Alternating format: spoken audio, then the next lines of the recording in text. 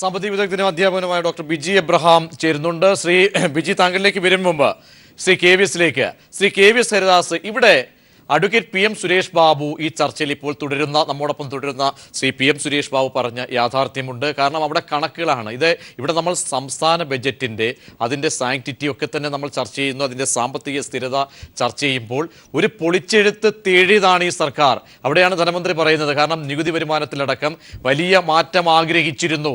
അത് തേടേണ്ട രീതിയിലേക്ക് പോയിരുന്നെങ്കിൽ അവിടെ റെക്ടിഫിക്കേഷൻ ഉണ്ടാകുമായിരുന്നു. അവിടെയാണ് നവംബർ 8 വലിയ ഒരു വിലങ്ങുതടിയായി വരുന്നത്.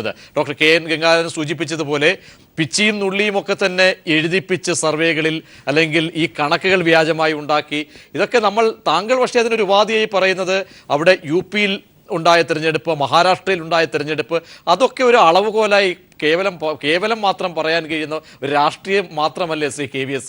ബോധ്യപ്പെടുത്തണമെങ്കിൽ നമുക്ക് കണക്കുകളാണ്. അവിടെ കേരളത്തിൻ്റെ സാഹചര്യം, താങ്കൾ പറയുന്നത് കേരളത്തിൻ്റെ സാഹചര്യവും കേന്ദ്ര സാഹചര്യവും വ്യത്യസ്തമാണ് അല്ലെങ്കിൽ മറ്റു സംസ്ഥാനങ്ങൾ.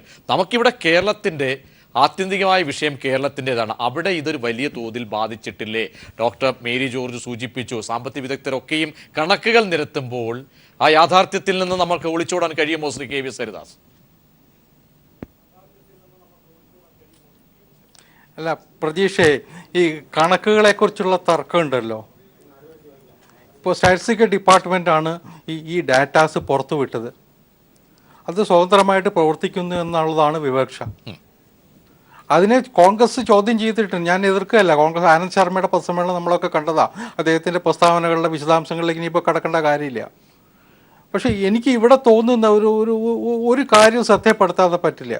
കാരണം ഒരു ഗവൺമെൻറ്റിന് ഈ തരത്തിൽ കണക്കുകളിൽ കള്ളത്തരം കാണിച്ചുകൊണ്ട് എത്ര കാലം മുന്നോട്ട് പോകാൻ പറ്റും? അടുത്ത ക്വാർട്ടറിലും ഗവൺമെൻറ്റിന് ഇത്തരം ഒരു ഫാക്സുമായിട്ട് രംഗത്ത് വരണ്ടേ? ഇതുമായിട്ട് ഒരു പുലബന്ധവും ഇല്ലെങ്കിൽ, അല്ലെങ്കിൽ ഇതിൽ ഇത്രമാത്രം വക്രതയുണ്ടെങ്കിൽ എങ്ങനെ ഗവൺമെൻറ് പിടിച്ചു നിൽക്കാൻ പറ്റും? ഈ ഗവൺമെൻറ് രേഖകൾ പബ്ലിക് ഡൊമൈനിലുള്ളതല്ലേ. അതിലെന്തെങ്കിലും വീഴ്ച വരുത്താൻ എനിക്ക് തോന്നണില്ല. അത്തരത്തിലൊക്കെ കള്ളത്തരം കാണിക്കാൻ ഒരു സർക്കാരിന് ചെയ്യാൻ കഴിയും. സുരേഷ് ബാബു വെറും ആരോപണങ്ങൾ ഉന്നയിക്കുമ്പോൾ അത് പൊതു മധ്യത്തിൽ കണക്കുകളുടെ രൂപത്തിൽ അത് പരിശോധിക്കാൻ CNDG അല്ലെങ്കിൽ കണക്കുകളെ ബോധ്യപ്പെടുത്താനുള്ള സംവിധാനങ്ങളൊക്കെ നിലനിൽക്കുമ്പോൾ കേവലം രാഷ്ട്രീയ ആരോപണമായി അത് ഉന്നയിക്കരുത് എന്നാണ് ശ്രീ KVS പറയുന്നത്. അതിന് മറുപടി മാന്യമായി ഞാൻ അദ്ദേഹത്തിൻ്റെ നിർദ്ദേശത്തോട് യോജിക്കുന്ന ഒരാളാണ്. പക്ഷേ വസ്തുതകളായിരിക്കുമ്പോൾ നമുക്ക് എന്താ ചെയ്യാൻ കഴിയുക? നമ്മളെ മുമ്പിൽ ഇതിൻ്റെ വസ്തുതകൾ ധാരാളമുണ്ട്. സെൻട്രൽ സ്റ്റാറ്റിസ്റ്റിക്കൽ ഓർഗനൈസേഷൻ്റെ ഭാഗത്ത് നിന്ന് വന്നിട്ടുള്ള കാര്യങ്ങളെക്കുറിച്ച് വളരെ വ്യക്തമായ സ്റ്റാറ്റിസ്റ്റിക്സോട് കൂടിയാണ് കോൺഗ്രസ് അതിന് റിജോയിൻഡർ വെച്ച് ശ്രീ ആനന്ദ ശർമ്മ, അദ്ദേഹം നേരത്തെ IAS ഉദ്യോഗസ്ഥനാണ്. അദ്ദേഹത്തിന് സ്റ്റാറ്റിസ്റ്റിക്സിലായിട്ടുള്ള എല്ലാ വിവരങ്ങളുമുണ്ട്. അദ്ദേഹത്തിന് തന്നെ പാർട്ടി അതിനെക്കുറിച്ച് ആലോചിച്ചെടുത്ത തീരുമാനങ്ങളാണ് അദ്ദേഹം പറഞ്ഞിട്ടുള്ളത്. അതിനൊരു കൗണ്ടറും CSO പറഞ്ഞിട്ടില്ല. അതിന് ഈ ആനന്ദ ശർമ്മ പറഞ്ഞിട്ടുള്ളത് തെറ്റാണ്, ഇന്ന രൂപത്തിൽ തെറ്റാണ് എന്ന് അരുൺ ജെയ്റ്റ്ലി പറഞ്ഞിട്ടില്ല. ഒരാളും ഇതുവരെ പറഞ്ഞിട്ടില്ല. പാർലമെന്റിൽ ചർച്ചയ്ക്ക് വരാൻ പോവുകയാണ്. ഞങ്ങൾക്ക് ഒരു സ്റ്റാറ്റ്യൂട്ടറി ഓർഗനൈസേഷൻ വിട്ടിട്ടുള്ള കണക്കിനെ കൺഫ്രണ്ട് ചെയ്യുമ്പോൾ ആ കൺഫ്രണ്ട് ചെയ്യുന്നത് ശരിയല്ല എന്ന് പറയാനുള്ള വ്യക്തത ഇപ്പുറത്തും വേണമല്ലോ. അത് ചെയ്തിട്ടില്ലല്ലോ. അതെന്തുകൊണ്ട് അവിടെ മൗനം ദീക്ഷിക്കുകയാണ് ഗവൺമെന്റ്? ആ മൗനം ദീക്ഷിക്കുന്നതാണ് അതിൻ്റെ ഈ സമ്മതപത്രം ഞങ്ങൾ കാണുന്നത്. പാർലമെന്റിൽ ചർച്ചയ്ക്ക് വരട്ടെ. പാർലമെന്റ് ഇപ്പോൾ 23-ാം തീയതി ചേരാൻ പോകുന്ന പാർലമെന്റിനകത്ത് ആ ചർച്ചയ്ക്ക് വരട്ടെ. ആ ചർച്ചയ്ക്ക് വരുമ്പോൾ നമുക്കത് മനസ്സിലാക്കാൻ കഴിയും. ഇതിൻ്റെ യാഥാർത്ഥ്യം, പൊള്ളത്തരം പാർലമെന്റിനകത്ത് വലിച്ചെറിയപ്പെടും എന്ന കാര്യത്തിൽ എനിക്കൊരു സംശയവുമില്ല. തീർച്ചയായും ശ്രീ ഗംഗാധരൻ മാസ്റ്റർ, അതായത് ഇവിടെ കണക്കുകൾ ബോധ്യപ്പെടുത്തുമ്പോൾ നമ്മൾ സംസ്ഥാന ബജറ്റ് അവതരിപ്പിക്കുമ്പോൾ ഇവിടെ നോട്ട് നിരോധനം ഘടകമായി വരുന്നത് അവിടെ ആവർത്തിക്കുന്നു ധനമന്ത്രിക്ക് പറയേണ്ടി വരുന്നു. അതാണ് കാതലായ വിഷയം എന്ന് പറയുമ്പോൾ അവിടെ ശ്രീ PM സുരേഷ് ബാബു രാഷ്ട്രീയം, CM സുരേഷ് ബാബു അല്ലെങ്കിൽ doctor Gangadharan master, Mary George, Rahim, ആർക്കുമൊക്കെയും വിയോജിപ്പുകൾ രാഷ്ട്രീയ തലത്തിലുണ്ടാകാം. പക്ഷേ കണക്കുകളെ ഉദ്ധരിച്ച് പറയുമ്പോൾ അതിന് ഒരു ഉന്നയിക്കാവുന്ന, ഈ കണക്കുകളെ നിരത്താൻ കഴിയുന്ന വേദി പാർലമെന്റിൽ കണക്കുകൾ പറയുന്നില്ല. ഉർജിത് പട്ടേൽ മൗനം പാലിക്കുന്നു. നേരത്തെ സൂചിപ്പിച്ചതുപോലെ ഇങ്ങനെയൊക്കെയുള്ള കാര്യങ്ങൾ വരുമ്പോൾ കണക്കുകളാണ് നമുക്ക് വേണ്ടത്. അത് നൽകാൻ തയ്യാറാകാത്തിടത്തോളം കാലം അല്ലെങ്കിൽ ബോധ്യപ്പെടുത്താത്തിടത്തോളം കാലം ഇതൊരു പക്ഷേ പൊള്ളയായി നിലനിൽക്കില്ലേ ഗംഗാധരൻ മാഷ്? തീർച്ചയായിട്ടും കണക്കുകൾ തന്നെ ഇപ്പോൾ ഒരു പ്രശ്നമാണ്. കാരണം പിന്നെ താങ്കൾ സൂചിപ്പിച്ച പോലെ RBI ഗവർണർ ഉർജിത് പട്ടേൽ അദ്ദേഹത്തോട് പല ആവർത്തി ചോദിച്ചല്ലോ, ഈ പിൻവലിച്ച നോട്ടുകളിൽ എത്ര ശതമാനം തിരിച്ചെത്തി എന്നുള്ള ചോദ്യത്തിന് അദ്ദേഹം നാളിതുവരെ ഉത്തരം പറഞ്ഞിട്ടില്ല. അപ്പോൾ ചില കണക്കുകൾ മറച്ചു വയ്ക്കുകയും ചില കണക്കുകൾ സന്ദർഭത്തിൽ നിന്ന് അടർത്തിയെടുത്ത് ഊതി പെരിപ്പിക്കുകയും ചെയ്യുക എന്നുള്ളത് ഭരണം കൈയാളുന്ന ആളുകളുടെ ഒരു സ്ഥിരം പരിപാടിയാണ്. ആ ഒരു അടിസ്ഥാനത്തിലാണ് ഞാൻ തന്നെ ആക്ഷേപിച്ചത് ഈ സെൻട്രൽ സ്റ്റാറ്റിസ്റ്റിക്കൽ ഓർഗനൈസേഷൻ്റെ കൈ പിടിച്ച് ഞെരിച്ച് 7% എന്ന് എഴുതിക്കുകയാണ് ചെയ്തതെന്ന് പറഞ്ഞത് ആ ഒരു പശ്ചാത്തലത്തിലാണ്.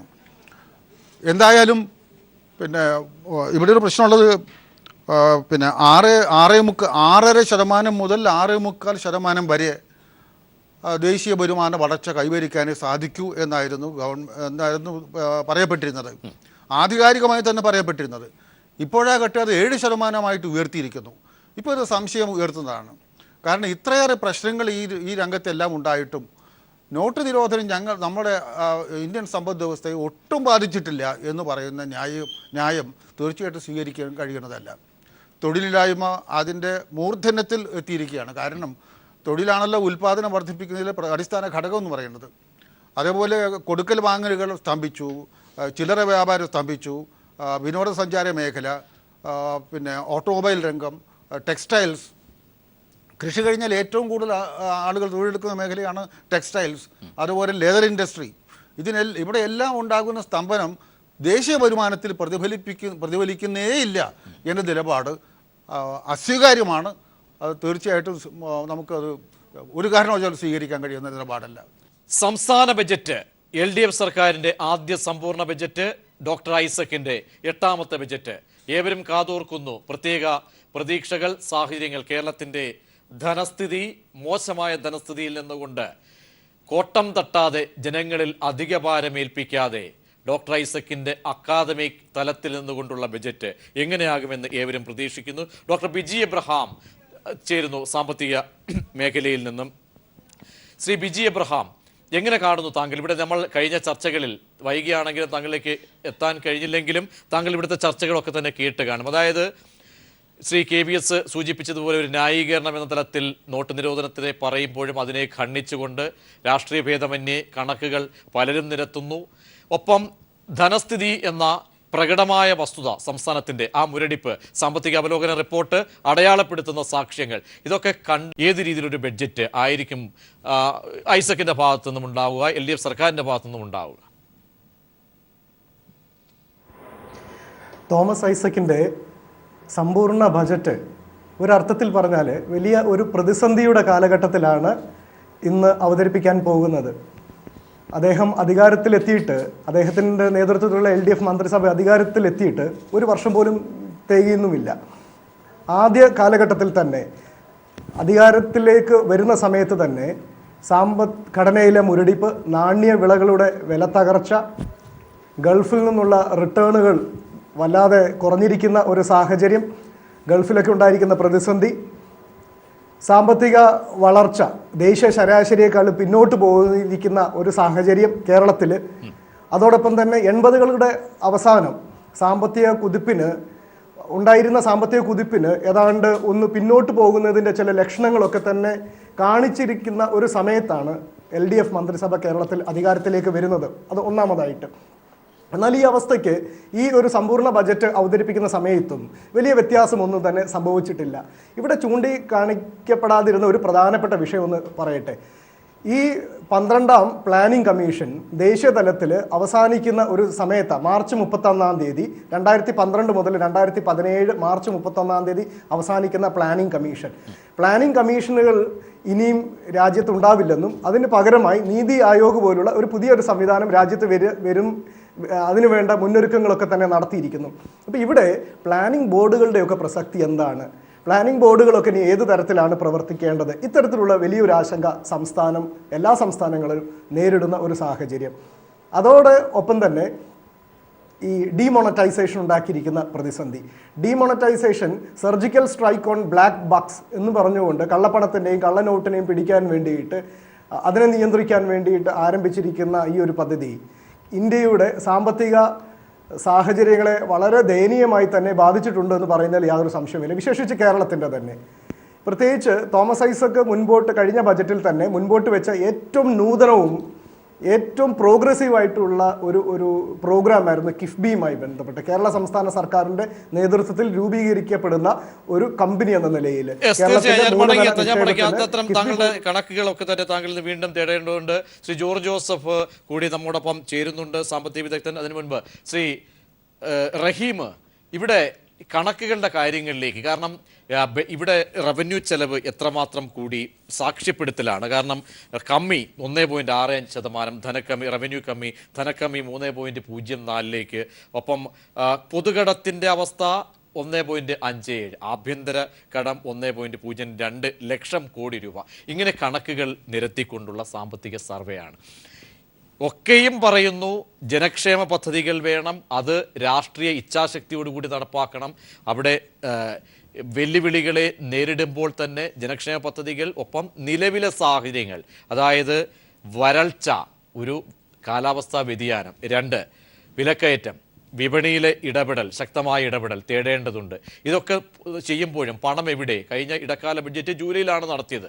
അന്ന് നടത്തിയത് ഒരു പക്ഷേ പരിമിതമായ സാഹചര്യങ്ങൾ കൊണ്ടുള്ള ഒരു സാമ്പത്തിക അടയാളപ്പെടുത്തൽ.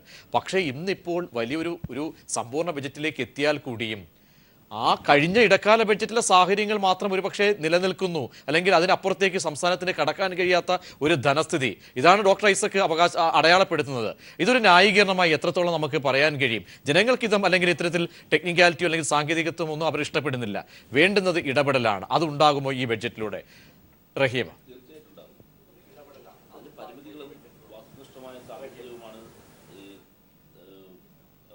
ഇപ്പോൾ റഹീം ഇടപെട്ടുകൊണ്ട് താങ്കൾ തുടരുന്നതിന് മുമ്പ് ഇപ്പോൾ ഐസക് ഇറങ്ങാൻ പോകുന്നു.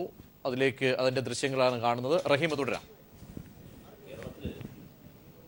ഇടതുപക്ഷ ജനാധിപത്യ മുന്നണി അധികാരമേൽക്കുമ്പോൾ തന്നെ ഞങ്ങളുടെ വാഗ്ദാനങ്ങളുണ്ട്, ജനങ്ങളുടെ വലിയ പ്രതീക്ഷകളുണ്ട് ഈ ഗവൺമെൻറ്റിന് മേലുള്ള. ആ പ്രതീക്ഷകളുടെ എല്ലാം തന്നെ ഒരു ദിശ പകർന്നുകൊണ്ടെന്നുള്ളൊരു ദിശാസൂചികയായിരുന്നു കഴിഞ്ഞ നമ്മുടെ ബഡ്ജറ്റ്. ഇവിടെ ഇപ്പോൾ അദ്ദേഹത്തിൻ്റെ ഇത്തവണത്തെ ബഡ്ജറ്റിലേക്ക് വരുമ്പോൾ കഴിഞ്ഞ കാലത്ത് നമ്മുടെ മുമ്പിലുണ്ടായിരുന്ന വലിയൊരു പ്രതിസന്ധി UDF ഗവൺമെൻറ് ശിഥിലമാക്കി പോയ ഖജനാവായിരുന്നു. പക്ഷേ അത് മാറി.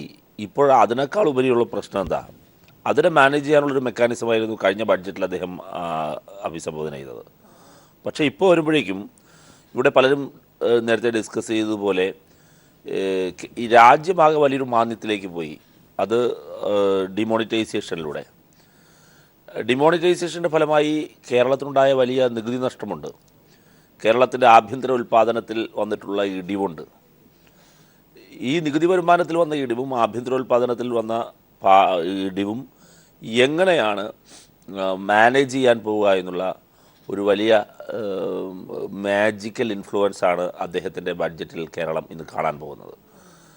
ഞാൻ പറഞ്ഞു വന്നത് കേരളത്തിന്റെ റഹീമ മടങ്ങിയെത്താം, ഞാൻ താങ്കളിലേക്ക് എത്താം. ഇപ്പോൾ ഡോക്ടർ ഐസക് ഇതാ അദ്ദേഹത്തിന്റെ 8ാമത്തെ ബജറ്റ് അവതരണത്തിനായി നിയമസഭയിലേക്ക് പോകുന്നു. കേരളം കാതോർക്കുന്നു ആ മാജിക് പെട്ടിയിൽ നിന്നും, ആ ഡോക്ടർ ഐസക്കിന്റെ അക്കാദമിക് തലത്തിൽ നിന്നുള്ള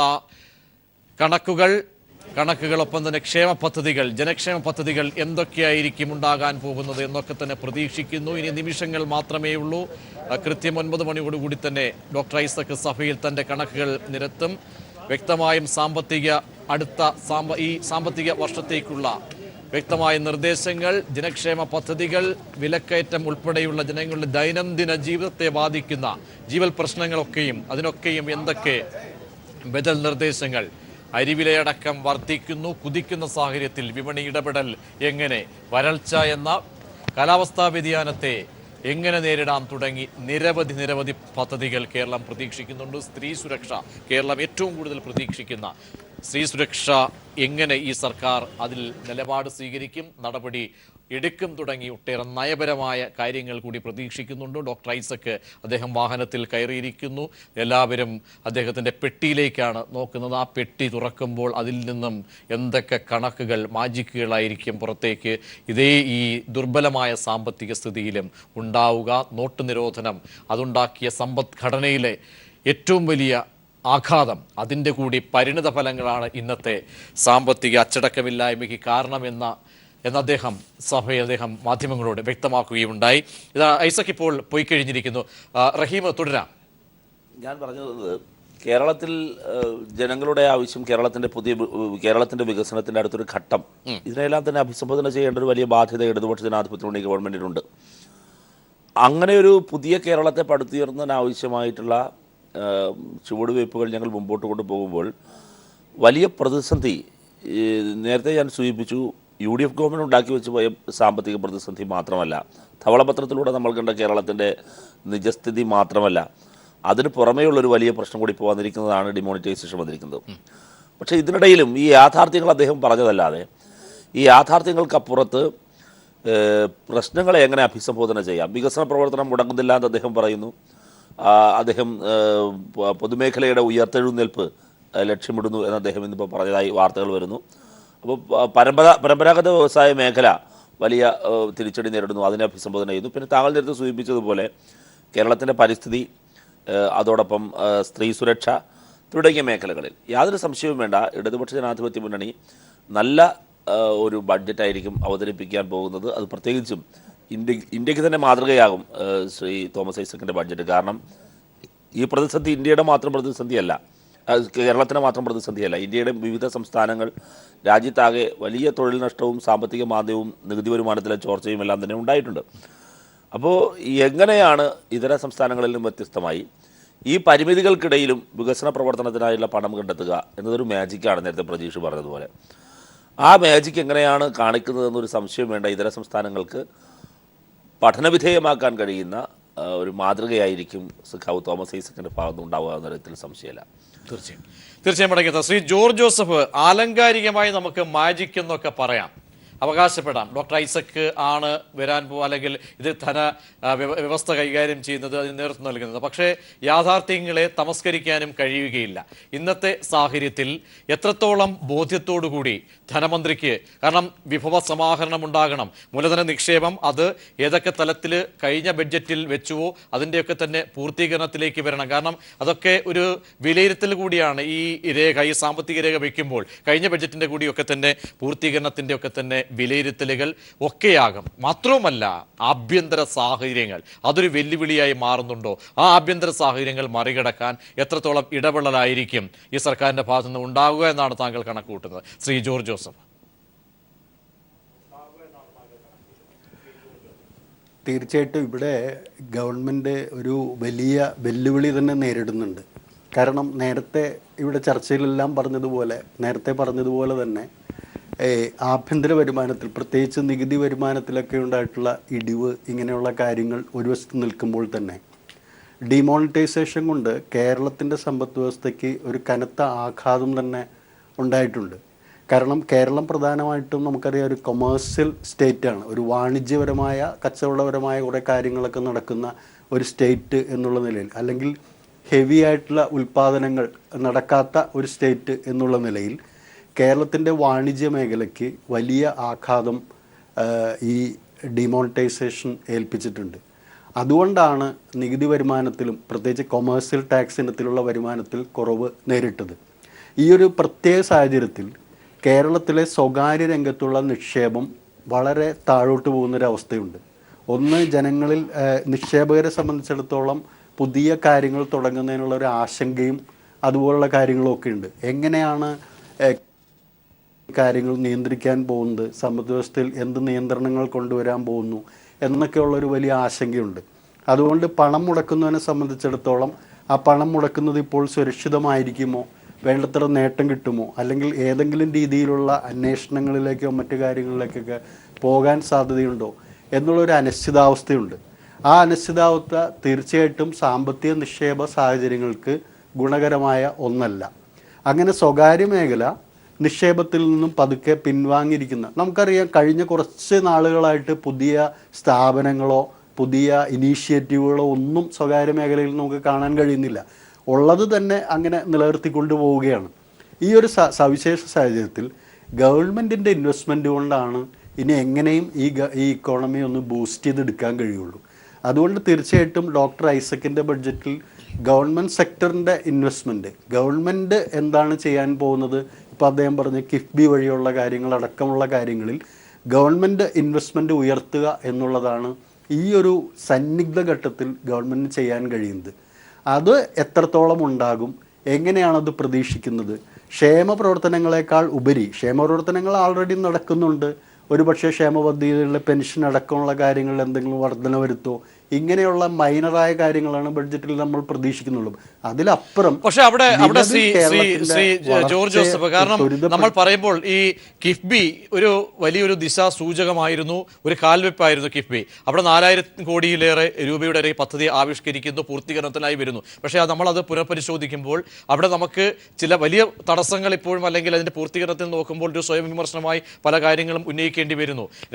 മാന്ദ്യവിരുദ്ധ പാക്കേജ്, രണ്ടാം മാന്ദ്യവിരുദ്ധ പാക്കേജ് 2008 മോഡൽ കൊണ്ടുവരുമ്പോൾ നമ്മൾ പ്രതീക്ഷിച്ചതുപോലെ നമുക്ക് അവിടേക്ക് ഒരു കാൽവെപ്പ് നടത്താൻ കഴിഞ്ഞുവോ? ഇതിനൊക്കെ ഒരു അടിസ്ഥാന കാരണങ്ങളായി, പ്രധാന ഹേതുവായി ഈ ഡിമോണിറ്റൈസേഷൻ തന്നെയാണോ പറയാൻ കഴിയുക? അതോ സംസ്ഥാന സർക്കാരിൻ്റെ ചില, അല്ലെങ്കിൽ മുൻ സർക്കാർ തുടർന്ന് വന്നിട്ടുള്ള സാമ്പത്തിക അച്ചടക്കമില്ലായ്മയോടുകൂടി പരിണിത ഫലങ്ങൾ ഇതിനെ സ്വാധീനിച്ചിട്ടുണ്ടോ? അതോടൊപ്പം തന്നെ കിട്ടിയ കാലയളവിലുള്ള ക്രയവിക്രയങ്ങളിലും ഇടപെടലിലും ഈ സർക്കാരിന് പാളിച്ച സംഭവിച്ചിട്ടുണ്ടോ? എങ്ങനെയാണ് നമ്മൾ അതിലൊരു വിശകലനത്തിന് വിധേയമാക്കുമ്പോൾ കിഫ്ബിയിലൂടെയുള്ള ഈ പദ്ധതികൾ വലിയ രീതിയിലേക്ക്, അളവിലേക്ക് പൂർത്തീകരിക്കാൻ കഴിയാതെ പോയിട്ടില്ല എന്ന വിമർശനത്തെ വിശകലനം ചെയ്യേണ്ടി വരിക? Shri George Joseph. അല്ല, കിഫ്ബി തീർച്ചയായിട്ടും ഒരു പുതിയ കൺസെപ്റ്റാണ്. കാരണം കഴിഞ്ഞ ബഡ്ജറ്റിലാണ് അത് പ്രഖ്യാപിക്കപ്പെടുന്നത്. അത് ഇംപ്ലിമെൻ്റ് ചെയ്യുന്നതിന് തീർച്ചയായിട്ടും അതിൻ്റേതായിട്ടുള്ള പ്രായോഗിക ബുദ്ധിമുട്ടുണ്ട്. ഒരുപക്ഷെ ഇന്ത്യയിലെ ഇതര സംസ്ഥാനങ്ങളിൽ ആദ്യമായിട്ടാണ് നമ്മുടെ മറ്റ് മാർക്കറ്റുകളിലെ മണി മാർക്കറ്റിൻ്റെ സാധ്യതകളെ ചൂഷണം ചെയ്തുകൊണ്ട് എങ്ങനെയാണ് ഡെവലപ്മെൻറ്റിന് പൈസ കണ്ടെത്താൻ കഴിയുന്ന ഒരു കൺസെപ്റ്റ് തന്നെ ആദ്യമായിട്ടാണ് ഈ കിഫ്ബി എന്നുള്ള പേരിൽ അവതരിപ്പിക്കുന്നത്. അതുകൊണ്ട് അതൊരു ശൈശവാവസ്ഥയിൽ തന്നെയാണ്, ഒരു കുട്ടി, ചെറിയൊരു കുഞ്ഞാണത്. അതുകൊണ്ട് അതിന് പോരായ്മകൾ സംഭവിച്ചിട്ടുണ്ട് എന്നുള്ളത് ഒരു യാഥാർത്ഥ്യം തന്നെയാണ്. അതിനെ നമ്മൾ കാണാതിരുന്നിട്ട് കാര്യമില്ല. അത് ആരുടെ ഒരു പരാജയമായിട്ട് വിലയിരുത്താൻ ഇപ്പോൾ നമുക്ക് കഴിയില്ല. ഇപ്പം 4600 കോടി രൂപയുടെ വിഭവ സമാഹരണം അതിലൂടെ കഴിഞ്ഞ വർഷം ലക്ഷ്യമിട്ടിരുന്നെങ്കിൽ 2000-ഓളം കോടി രൂപയുടെ, അല്ലെങ്കിൽ 2000-ന് അല്പം കൂടുതൽ കോടി രൂപയുടെ വിഭവ സമാഹരണമാണ് നടത്താൻ കഴിഞ്ഞിരിക്കുന്നത് എന്നുള്ളതൊരു വസ്തുതയാണ്. അതുകൊണ്ട് നമ്മൾ കിഫ്ബിയെ എഴുതിത്തള്ളുക അല്ലെങ്കിൽ അങ്ങനെ ഒരു അവസ്ഥയിലേക്ക് കാര്യങ്ങൾ എത്തിയിട്ടില്ല. അതിനെ തീർച്ചയായിട്ടും ഒരു ഇനീഷ്യേറ്റീവാണ്, ഒരു നോവൽ ഇനീഷ്യേറ്റീവ് എന്ന് തന്നെ നമ്മൾ വിശേഷിപ്പിക്കേണ്ടിയിരിക്കുന്നു. കാരണം നമ്മുടെ കേരളം എന്ന് പറയുന്നത് വേറെ രീതിയിൽ പണം സമാഹരിക്കാതെ നമ്മുടെ വലിയ ഇൻവെസ്റ്റ്മെൻറ്റിന് സാധ്യതയില്ല. കേരളത്തിൽ നികുതി വരുമാനം കൂട്ടിയോ മറ്റേതെങ്കിലും റിസോഴ്സസ് പ്രയോജനപ്പെടുത്തിയോ ഒന്നും സാധ്യതകൾ കുറവാണ്. 2 സാധ്യതകളാണ് കേരളത്തിൻ്റെ മുമ്പിലുള്ളത്. ഒന്ന്, വിദേശ മലയാളികളുടെയും മറ്റുമൊക്കെയുള്ള പണം സമാഹരിക്കാൻ കഴിയുന്ന ഒരു സംവിധാനം കൊണ്ടുവരിക. അത് നാളിതുവരെയായി നമ്മൾ പറഞ്ഞുകൊണ്ടിരിക്കുന്നതാണെങ്കിലും പ്രായോഗിക രൂപത്തിൽ എങ്ങും എത്തിക്കാൻ കഴിഞ്ഞിട്ടില്ല എന്നുള്ളൊരു വസ്തുതയാണ്.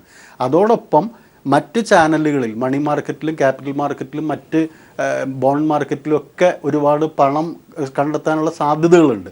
ആ സാധ്യതകളുടെ പ്രയോജനപ്പെടുത്താൻ വേണ്ടിയിട്ട് നടത്തിയിട്ടുള്ള നല്ലൊരു നീക്കം തന്നെയാണ് കിഫ്ബി. ആ കിഫ്ബിക്ക് പക്ഷേ പ്രായോഗികമായ തലത്തിൽ അതിൻ്റെ ശൈശവാവസ്ഥയിലുള്ള പാളിച്ചകളൊക്കെ ഉണ്ടായിട്ടുണ്ട്. പക്ഷേ എങ്കിൽ പോലും അത് മറികടക്കാൻ കഴിയണം. അത് മറികടന്നുകൊണ്ട് അതിലൂടെ തന്നെ പണം സമാഹരിച്ചുകൊണ്ട് ജനങ്ങളിൽ നിന്നും പൈസ പിരിച്ചെടുത്ത് നികുതിയായിട്ടും മറ്റും കളക്ട് ചെയ്തൊന്നും ഇനി അങ്ങോട്ട് ഒരു വിഭവ സമാഹരണം നടത്തി വലിയ ഇൻവെസ്റ്റ്മെൻറ്റ് നടത്താൻ കഴിയില്ല. നികുതി എന്നുള്ള കൺസെപ്റ്റ് തന്നെ ലോകത്ത് പല രാജ്യങ്ങളിലും, ഒരു വളരെ മോഡേൺ ആയിട്ടുള്ളൊരു രാജ്യങ്ങളെല്ലാം നികുതി എന്നുള്ള കൺസെപ്റ്റ് തന്നെ പതുക്കെ മാഞ്ഞുകൊണ്ടിരിക്കുകയാണ്.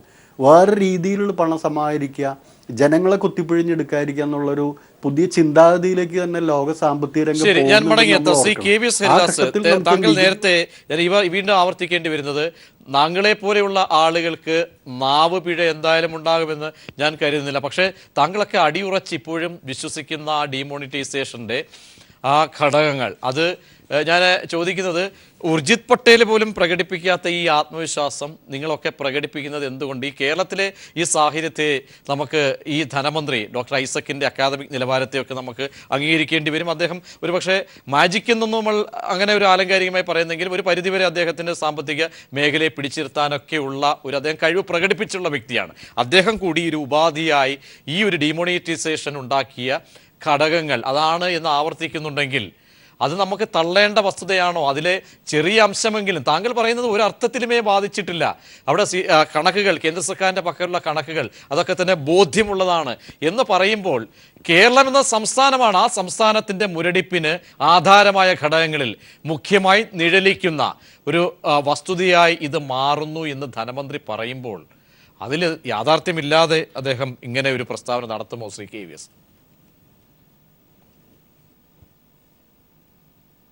പ്രതീക്ഷേ, എനിക്ക് ഡോക്ടർ ഐസക്കിനോട് വലിയ ബഹുമാനമുള്ള ആളാണ്. കാരണം കേരളത്തിൽ അനവധി ധനകാര്യമന്ത്രിമാരുണ്ടായിട്ടുണ്ട്. പലരെയും അവരുടെ പ്രവർത്തനങ്ങൾ വിലയിരുത്തുന്ന സമയത്ത് ഐസക്ക് ഒരു തനിമ പുലർത്തിയിട്ടുള്ള ഒരാളാണ്, തനിമ സംഭാവന ചെയ്തിട്ടുള്ള ഒരാളാണ്. അദ്ദേഹത്തിൻ്റെ കണക്കുകളെ അല്ലെങ്കിൽ അദ്ദേഹത്തിൻ്റെ നിലപാടുകളെ വിമർശിക്കുകയല്ല. പക്ഷേ ഐസക്കിൻ്റെ കാര്യത്തിനുള്ള ഈ ഡിമോണിറ്റൈസേഷൻ സംബന്ധിച്ചുള്ള ഒരു വിയോജിപ്പുള്ളത് ആ തീരുമാനം പ്രഖ്യാപിക്കുന്ന രാത്രി തന്നെ അതിനെതിരായിട്ട്, അന്ന് രാത്രി മുതൽ അതിനെതിരായിട്ട് രംഗത്ത് വന്നിട്ടുള്ള ഒരാളാണ് അദ്ദേഹം. അതൊരു രാഷ്ട്രീയ നിലപാടായിരുന്നു. കാരണം അതിനെ എതിർക്കുക എന്നത് കോൺഗ്രസും ഇടതുപക്ഷ പാർട്ടികളും സ്വീകരിച്ചിട്ടുള്ള രാഷ്ട്രീയ നിലപാടായിരുന്നു. അത് തന്നെയാണ് തുടരുന്നതെന്ന് വിചാരിക്കുന്ന ഒരാളാണ് ഞാൻ. അതിന് ഞാൻ പറഞ്ഞ അത് മുഴുവൻ സമ്പൂർണ്ണമായിട്ട് വിജയമാണെന്നല്ല. അതിന് കുറേ മെറിറ്റ്സ് ഉണ്ടായിരുന്നു, കുറേ ഡീമെറിറ്റ്സ് ഉണ്ടായിരുന്നു. അതൊക്കെ നമ്മൾ വിശകലനം ചെയ്താൽ പലവട്ടം. ഡിമോണിറ്റൈസേഷൻ മുഴുവൻ ശരിയാണെന്നോ അല്ലെങ്കിൽ അതിൻ്റെ മുഴുവൻ നടപടിക്രമങ്ങളും ശരിയാണെന്നോ ഒന്നും ഞാൻ വാദിക്കുന്നില്ല.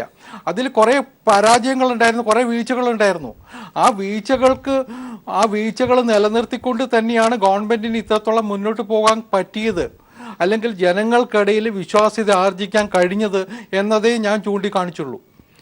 ഇനി കേരളത്തിലെ ബഡ്ജറ്റിനെ കുറിച്ചുള്ള പരാമർശങ്ങളിലേക്ക് വരാം. ഞാൻ അതിനിടയ്ക്ക് എനിക്ക് തോന്നിയത് ഇതൊരു വലിയ ചലഞ്ചാണ് ഐസക്കിനെ സംബന്ധിച്ചിടത്തോളം. കാരണം കേരളം ഇന്നൊരു വലിയ പ്രതിസന്ധി നേരിടുന്നുണ്ട്. നമ്മൾ കാണാതെ പോയിക്കൂടാത്ത കുറേ കാര്യങ്ങളുണ്ട്. ഇപ്പോൾ തന്നെ പൊതുവിതരണ മേഖലയിൽ ഉണ്ടായിട്ടുള്ള ചില പ്രതിസന്ധികൾ, ഒന്ന് അരിയുടെയൊക്കെ വിലക്കയറ്റം നമ്മൾ കണ്ടു. ഗവൺമെൻറ് ചില നടപടികൾ സ്വീകരിക്കുന്നുണ്ടെങ്കിൽ പോലും അത് പ്രായോഗിക തലത്തിൽ ഇതുവരെ എത്തിയിട്ടില്ല. വേറൊന്ന് ഈ ഗൾഫിൽ നിന്നുള്ള പ്രതിസന്ധി, ഗൾഫ് മേഖലയിൽ നിന്ന് അവിടെ ഉണ്ടായിട്ടുള്ള സാമ്പത്തിക പ്രതിസന്ധി ഏറ്റവും അധികം ബാധിക്കാൻ പോകുന്നത് കേരളത്തെയാണ്. പഴയകാലത്ത് ഒരു 10-20 വർഷം മുമ്പ് വരെ കേരളത്തിൽ വിദ്യാഭ്യാസമുള്ളവർക്കൊക്കെ ഓടിച്ചെന്ന് തൊഴിൽ നേടാൻ പറ്റുന്ന ഒരു മേഖലയായിരുന്നു അത്. ഇന്നിപ്പോൾ അവിടെ തൊഴിലില്ലെന്ന് മാത്രമല്ല, നിലവിൽ തൊഴിലുള്ളവർ തിരിച്ചു പോരേണ്ടി വരുന്ന ഒരു അവസ്ഥയുണ്ടാകുന്നു. അവരെ എങ്ങനെ ഇവിടെ റിഹാബിലിറ്റേറ്റ് ചെയ്യും എന്നുള്ളതൊരു വലിയ ചലഞ്ചാണ്. അപ്പോൾ ഞാൻ പറഞ്ഞു വന്നത് അതുപോലെ തന്നെയാണ് പൊതുമേഖലാ സ്ഥാപനങ്ങൾ KSRTC ഉൾപ്പെടെ നമ്മുടെ മുമ്പിൽ വലിയ ചോദ്യചിഹ്നമായിട്ട് നിൽക്കുക. കഴിഞ്ഞ തെരഞ്ഞെടുപ്പ് കാലത്ത് ഇടതുപക്ഷ മുന്നണി ഉന്നയിച്ച ഏറ്റവും വലിയ വിഷയങ്ങളിൽ ഒന്നായിരുന്നു KSRTC. ഇന്ന് അവർക്ക് ഒരു ഇഞ്ച് പോലും അതിനകത്ത് മുന്നോട്ട് പോകാൻ പറ്റിയിട്ടില്ല. കാരണം പെൻഷൻ പോലും കൊടുക്കാൻ പറ്റാത്ത നിലയിൽ ഇന്നും ട്രാൻസ്പോർട്ട് കോർപ്പറേഷൻ നിലനിൽക്കുന്നു. അപ്പോൾ അത്തരം വല്ലാത്ത വെല്ലുവിളികളുണ്ട്. അതുപോലെ തന്നെയാണ് കാർഷിക മേഖല ഉണ്ടാക്കാൻ പോകുന്ന പ്രശ്നങ്ങൾ. കാരണം പ്രത്യേകിച്ച് വരൾച്ച വല്ലാത്ത, നമ്മളിപ്പോൾ കഴിഞ്ഞ ഒരു 10-25 നമ്മുടെ ഒന്നും ഓർമ്മയിലില്ലാത്ത വണ്ണമുള്ള വരൾച്ചയിലേക്കാണ് കേരളം നീങ്ങുന്നത്. അതിനൊക്കെ ഒരു പരിഹാരം മാന്ത്രികമായിട്ടൊന്നും ചെയ്യാൻ പറ്റില്ല. കാരണം മഴയ്ക്ക് മഴ തന്നെ വേണം ഇന്നത്തെ സാഹചര്യത്തിൽ. അപ്പോൾ അതൊക്കെ ഉണ്ടാക്കാൻ പോകുന്ന ഇമ്പാക്റ്റ്, നമ്മുടെ കേരളത്തിലെ എക്കണോമിയിൽ ഉണ്ടാക്കാൻ പോകുന്ന, കേരളത്തിലെ കാർഷിക മേഖല ഉണ്ടാക്കാൻ പോകുന്ന ഇമ്പാക്റ്റ് തീർച്ചയായിട്ടും ഒരു ധനമന്ത്രിക്ക് മുൻകൂട്ടി കണ്ടേ പറ്റുള്ളൂ. അതിനെയൊക്കെ അദ്ദേഹം എങ്ങനെ നേരിടാൻ ഉദ്ദേശിക്കുന്നു, എന്താ അതിനുള്ള മറുമരുന്നുകൾ എന്നുള്ളതാണ് എനിക്ക് തോന്നുന്നു കേരളത്തിലെ സാധാരണക്കാരൻ ചിന്തിക്കുന്നതെന്നാണ് ഞാൻ വിചാരിക്കുന്നത്. തീർച്ചയായും ഇരിക്കുന്നു. അതിൻ്റെ ദൃശ്യങ്ങളിലേക്ക് പോകണം. വ്യക്തമായും നിരവധി നിർദ്ദേശങ്ങൾ അടങ്ങിയ ആ മാജിക് പെട്ടി അല്പസമയത്തിനകം തുറക്കും. അതിന്റെ ദൃശ്യങ്ങളാണ് കാണുന്നത്. ഡോക്ടർ ഐസക് സഭയിൽ എത്തിച്ചേർന്നിരിക്കുന്നു. നിയമസഭയിൽ തന്റെ 8ാമത്തെ ബഡ്ജറ്റ് അവതരണത്തിനായി ആദ്യ LDFന്റെ സമ്പൂർണ്ണ ബഡ്ജറ്റ് അത് അവതരിപ്പിക്കുന്നതിനായി ഡോക്ടർ ഐസക് നിയമസഭയിൽ എത്തിയിരിക്കുകയാണ്. ഇനി ഏവരും ആ പെട്ടി തുറക്കാൻ വേണ്ടി കാതോർക്കുകയാണ്. കണ്ണും ഒക്കെ തന്നെ അങ്ങോട്ട് നിയമസഭയിലേക്ക് പോകുന്നു.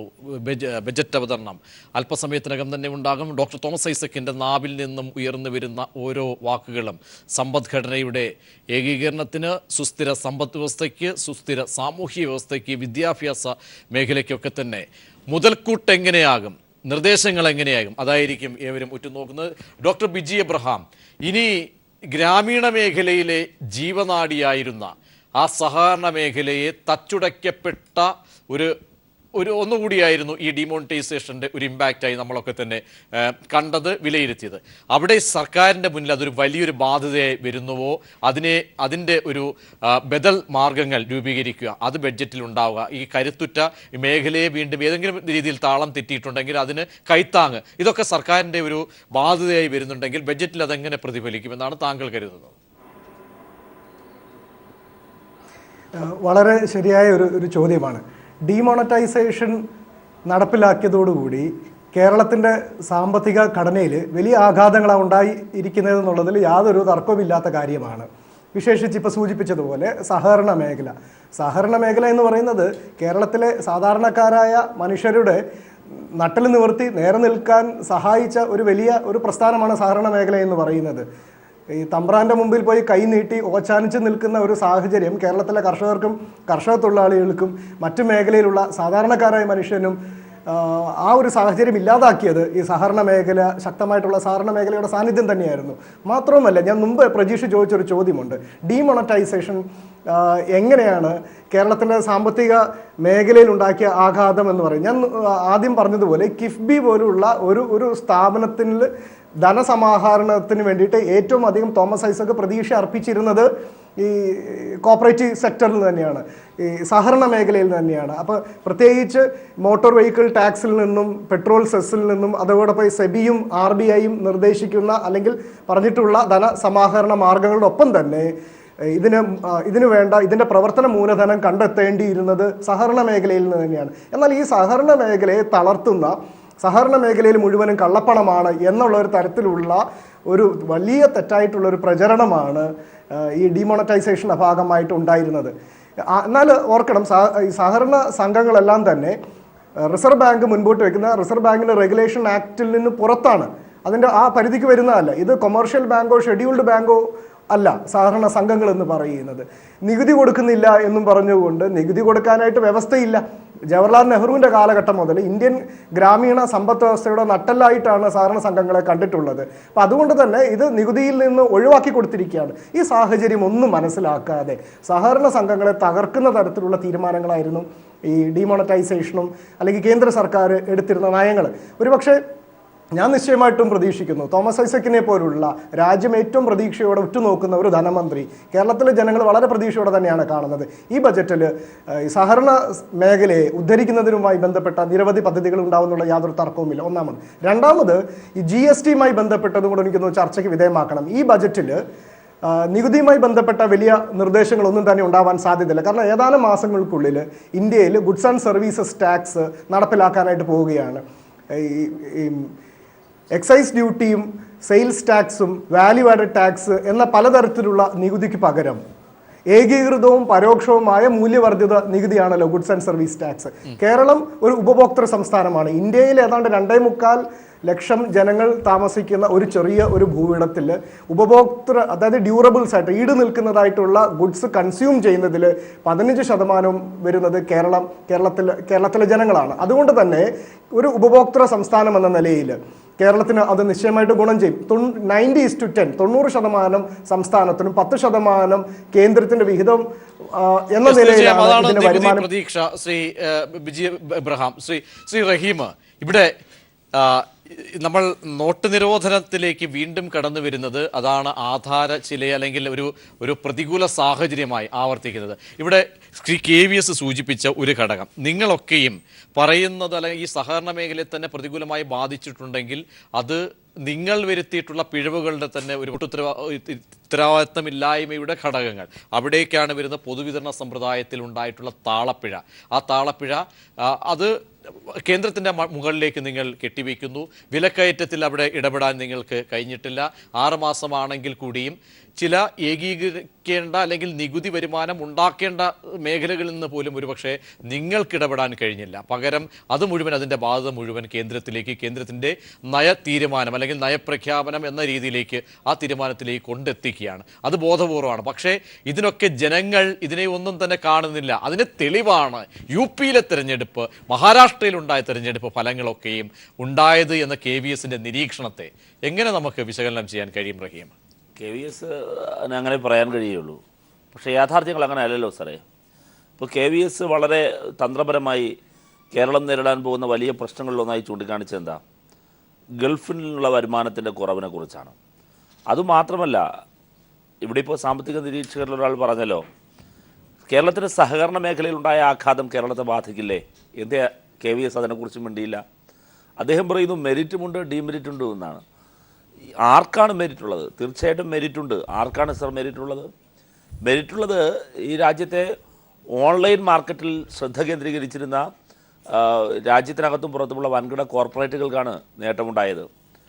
വിവിധ ഓൺലൈൻ നെറ്റ്വർക്ക് കമ്പനികൾക്ക് വലിയ നേട്ടമുണ്ടായി. ആ അർത്ഥത്തിലാണ് രാജ്യം കണ്ട ഏറ്റവും വലിയ അഴിമതിയാണ് ഇത് എന്ന് ആക്ഷേപിക്കേണ്ടി വരുന്നത്. കോട്ടമുണ്ടായതാർക്കാം? നേട്ടവും കോട്ടത്തെക്കുറിച്ചും അദ്ദേഹം പറയുമ്പോൾ കോട്ടമുണ്ടായതാർക്കാം? ഈ രാജ്യത്തെ ചെറുകിടമായതിനെല്ലാം എലിമിനേറ്റ് ചെയ്യുന്ന വലിയൊരു സ്റ്റെപ്പായി ഡിമോണിറ്റൈസേഷൻ മാറി. എല്ലാം എലിമിനേറ്റ് ചെയ്യപ്പെടുകയല്ലേ? ഇപ്പോൾ സഹകരണ ബാങ്കുകളുടെ പ്രശ്നവും ചെറുതിനെ എലിമിനേറ്റ് ചെയ്യുന്നു എന്നുള്ളതാണ്. ചെറുകിട വ്യാപാര മേഖല, പരമ്പരാഗത തൊഴിൽ മേഖല, ഓൺലൈൻ മാർക്കറ്റിങ്ങിലേക്കും അല്ലെങ്കിൽ ഓൺലൈൻ നെറ്റ്വർക്കിൻ്റെ പരിധിക്കുള്ളിലേക്കും കയറി വരാൻ കഴിയാത്ത ദുർബലമായ പൊതുമേഖല, പരമ്പരാഗത തൊഴിൽ മേഖല, ഇവയെല്ലാം സാരമായി ബാധിച്ചിട്ടുണ്ട്. ഇപ്പോൾ BMSന്റെ അഖിലേന്ത്യാ പ്രസിഡന്റ് തന്നെ പറയേണ്ടി വന്നില്ലേ, രാജ്യത്തെ ഡിമോണിറ്റൈസേഷൻ ഉണ്ടാക്കിയ വിപത്തിനെക്കുറിച്ച് തൊഴിൽ നഷ്ടമുണ്ടായി. ആ ഉണ്ടായ തൊഴിൽ നഷ്ടം, അതിലൂടെയുള്ള നികുതി ചോർച്ച, അതിലൂടെയുള്ള ഉൽപ്പാദനക്കുറവ്, ഇതെല്ലാം എങ്ങനെയാണ്, ഏത് കാലത്താണ് പരിഹരിക്കാൻ കഴിയുക? അപ്പോൾ നേട്ടമുണ്ടായത് ഈ രാജ്യത്തെ കോർപ്പറേറ്റുകൾക്കും കോടീശ്വരന്മാർക്കുമാണ് നേട്ടമുണ്ടായത്. അതിൻ്റെ കോട്ടമെന്ന് പറയുന്നത്, കോട്ടം എഫക്റ്റ് ചെയ്ത് രാജ്യത്തെ മഹാഭൂരിപക്ഷം വരുന്ന ഒരു ജനസമൂഹത്തെയാണ്. അത് ദൂരവ്യാപകമാണ് അതിൻ്റെ പ്രത്യാഘാതം. ഇപ്പോൾ KVS ഈ പറയുന്നത് പോലെ ഇപ്പോൾ പറയുന്നതും പിന്നീട് ഒരുപക്ഷെ നാളെ ഇതിന് നേട്ടമെന്നെല്ലാം പറയുന്ന കാര്യങ്ങളൊക്കെ. പക്ഷെ നോക്കൂ KVS, ഇതിൻ്റെ ഒരു ആഘാതം എത്ര കാലം കഴിഞ്ഞാൽ നമുക്ക് അളന്നെടുക്കാൻ കഴിയും? അപ്പോൾ അദ്ദേഹം ചില കണക്കുകൾ പറയുന്നുണ്ട്. പക്ഷേ ഇതിൻ്റെ ഒരു കൃത്യമായ ആഘാതം എത്ര കാലം കഴിഞ്ഞാൽ അളന്നെടുക്കാൻ പോലും കഴിയില്ല. അപ്പോൾ ദൂരവ്യാപകമായ പ്രത്യാഘാതത്തിലേക്ക് എന്തിനാണ് വലിച്ചെറിഞ്ഞത്? അതുകൊണ്ട് പക്ഷേ നമുക്ക് റഹീം, കേന്ദ്രത്തെ ഇനി പഴിച്ചിട്ട് കാര്യമില്ല. അല്ല, കേന്ദ്രത്തെ അത് മാത്രമല്ലെങ്കിൽ ഒരു ഉപാധി അല്ല, അതൊരു ന്യായീകരണം അല്ലെങ്കിൽ പരമാവധി ഒരു പക്ഷേ ന്യായീകരണമാണെങ്കിൽ കൂടിയും ജനങ്ങൾക്ക് ഇനി വേണ്ടുന്നത് ജീവൽ പ്രശ്നങ്ങൾ ആണ്. അതിലേക്ക് വരുമ്പോൾ വിലക്കയറ്റമായാലും ശരി, ഇനി കേന്ദ്രത്തിൻ്റെ കൈത്താങ്ങിനും അപ്പുറത്തേക്ക് വിഭവസമാഹരണം തേടുന്നതിനൊപ്പം തന്നെ ഇത്തരം ഒരു വലിയ ബാധ്യത, ഒരു തലം ജനങ്ങൾക്ക് മുന്നിലേക്ക് ദൈനംദിന ജീവിതത്തെ ബാധിക്കുന്ന തരത്തിലേക്കൊക്കെ തന്നെ മാറിയിരിക്കുന്നു. അവിടെ ഈ ഒരുപാട് വെല്ലുവിളികൾ വരികയാണ്. നിങ്ങളുടെ പ്രകടന പത്രിക പാലിക്കേണ്ട ഒരു ബാധ്യത, അതിൻ്റെ ഒരു വിലയിരുത്തൽ കൂടിയാണ് ഈ ബഡ്ജറ്റ്. മാത്രമല്ല ആഭ്യന്തര സാഹചര്യങ്ങളുണ്ട്. ഇതിനപ്പുറത്തേക്കൊക്കെ വരുമ്പോൾ ഈ ജനകീയ വിഷയങ്ങളിൽ നിങ്ങൾക്ക് ഈ ബഡ്ജറ്റിലൂടെ നീതീകരിക്കാവുന്ന തരത്തിൽ എന്ത് പൊളിച്ചെഴുത്ത് ഉണ്ടാക്കാൻ കഴിയും റഹീം? തീർച്ചയായിട്ടും ആ പൊളിച്ചെഴുത്താണ് മാജിക് എന്ന പേരിൽ ഞാൻ നേരത്തെ വിശേഷിപ്പിച്ചത്. പണമില്ലാതെ എന്ത് മാജിക്ക്? അത് മാജിക് തന്നെയായിരിക്കും, യാതൊരു സംശയവും വേണ്ട. നമ്മുടെ രാജ്യത്തുണ്ടാകുന്ന പലതരത്തിലുള്ള ഡിസാസ്റ്ററുകളിൽ ഒന്നാണ് സാമ്പത്തികമായി ഉണ്ടായ ഡിമോണിറ്റൈസേഷനും ഇപ്പോൾ കേരളം അഭിമുഖീകരിക്കുന്ന ഒരു ഡിസാസ്റ്റർ. അതിൽ ഡിമോണിറ്റൈസേഷൻ മാത്രമല്ല, നിശ്ചയമായിട്ടും ശ്രീ KVS പറഞ്ഞതുപോലെ വിദേശത്തു നിന്നുള്ള വരവിലുള്ള കുറവ്, വരൾച്ച, ഇതെല്ലാം ഈ ഫിനാൻഷ്യൽ ഡിസാസ്റ്ററിലേക്ക് നയിച്ചിട്ടുണ്ട് എന്ന കാര്യത്തിൽ യാതൊരു സംശയവും വേണ്ട. അപ്പോൾ ഈ ഡിസാസ്റ്ററിനെ എങ്ങനെയാണ് മാനേജ് ചെയ്യുന്നത് എന്നുള്ളതാണ് സഖാവ് തോമസ് ഐസക്കിൻ്റെ മിടുക്ക്. ആ മിടുക്കാണെന്ന് കാണാൻ പോകുന്നത്. അതിനെ മാജിക് എന്ന പേരിട്ട് വിളിക്കാം, അതിനെ വൈദഗ്ധ്യം എന്ന പേരിട്ട് വിളിക്കാം, എന്ത് പേര് വേണമെങ്കിലും വിളിക്കാം. പക്ഷേ ജനങ്ങളുടെ നീഡ്സ്, ജനങ്ങളുടെ ആവശ്യം, കേരളത്തിൻ്റെ വർത്തമാന കാലഘട്ടത്തിൻ്റെ ആവശ്യം, ഞങ്ങളുടെ വാഗ്ദാനം, ഇതൊരു വശത്തും അതേസമയം തന്നെ ഈ ഡിസാസ്റ്റർ മറുവശത്ത് നിൽക്കുകയാണ്. ഇത് രണ്ടിനുമിടയിൽ നിന്നുകൊണ്ട് എങ്ങനെയാണ് തൻ്റെ മികവ് അദ്ദേഹം പ്രകടിപ്പിക്കാൻ പോകുന്നത് എന്നുള്ളതാണ് പ്രസക്തമായൊരു കാര്യം. ഒരു സംശയവും വേണ്ട, കേരളത്തിൽ ഇതിനിടയിൽ നിന്നുകൊണ്ട് ഞങ്ങൾ ഈ ഇതെല്ലാം പറയുമ്പോഴും ഇവിടെ വരുന്ന ഒരു പ്രധാനപ്പെട്ട പ്രശ്നമുണ്ട്. ഇന്ത്യ എന്ന് പറയുന്നൊരു ഫെഡറൽ സ്റ്റേറ്റാണ്, അങ്ങനെ ഒരു നാഷനാണ്. ഇവിടെ വരുന്നൊരു പ്രശ്നം, നമുക്ക് ഈ രാജ്യത്ത് 2 പതിറ്റാണ്ട് കാലമായി തുടർന്ന് വരുന്ന സാമ്പത്തിക പരിഷ്കരണങ്ങളുടെ ഒരു മൂർത്തമായ ഘട്ടത്തിലാണ് യഥാർത്ഥത്തിൽ നവംബർ 8 ഡിമോണിറ്റൈസേഷൻ കടന്നു വരുന്നത്. അത് വെറുതെ ഒരു സാമ്പത്തിക നടപടി മാത്രമായിരുന്നില്ല. 2 പതിറ്റാണ്ടായി തുടരുന്ന ഒരു സാമ്പത്തിക നയത്തിൻ്റെ സ്വാഭാവികമായ തുടർച്ചയാണ് നവംബർ 8. ഇവിടെയാണ് ഇതിൻ്റെ ഒരു പ്രശ്നം വരുന്നത്. ഞാൻ പറഞ്ഞല്ലോ നേരത്തെ കേരളത്തിൻ്റെ വലിയ പ്രതീക്ഷ എന്തായിരുന്നു? കാർഷിക മേഖലയായിരുന്നു. ഞാൻ 2 പതിറ്റാണ്ട് മുമ്പുള്ള കാര്യം പറയുകയാണ്. പരമ്പരാഗത മേഖല, തൊഴിൽ മേഖല, ഇങ്ങനെ കേരളത്തിൻ്റെ മുഴുവൻ അസംഘടിത മേഖലയും ക്രമേണ നശിച്ച് നാശോന്മുഖമായി കടന്നു വന്ന ഒരു ഘട്ടം. ഇതിൻ്റെ എല്ലാം ആഘാതം പലപ്പോഴായി കേരള സമ്പദ് വ്യവസ്ഥയിൽ ഉണ്ടായിട്ടുണ്ട്. ആ കേരളത്തെ പൊതുവായ ജനകീയമായി കേരളത്തെ പടുത്തുയർത്തുകയായിരുന്നു. ഇപ്പോൾ സഹകരണ മേഖല മാത്രമല്ല, പൊതു ഇടങ്ങൾ, അതോടൊപ്പം തന്നെ പൊതുവായതെല്ലാം, പൊതുവിദ്യാഭ്യാസമാകട്ടെ, പൊതുജനാരോഗ്യമാകട്ടെ, അങ്ങനെയെല്ലാം ആ പൊതുവായതെല്ലാം ആ കൂട്ടായ്മയിലൂടെ ഡെവലപ്പ് ചെയ്തെടുത്തതെല്ലാം നഷ്ടപ്പെട്ടു പോവുകയും അത് വളരെ ദുർബലപ്പെടുകയും ചെയ്യുന്ന ഒരു സാമ്പത്തിക കാലാവസ്ഥ രാജ്യത്തുണ്ട്. അത് 2 പതിറ്റാണ്ട് കാലത്തിൻ്റെ സവിശേഷതയാണ്.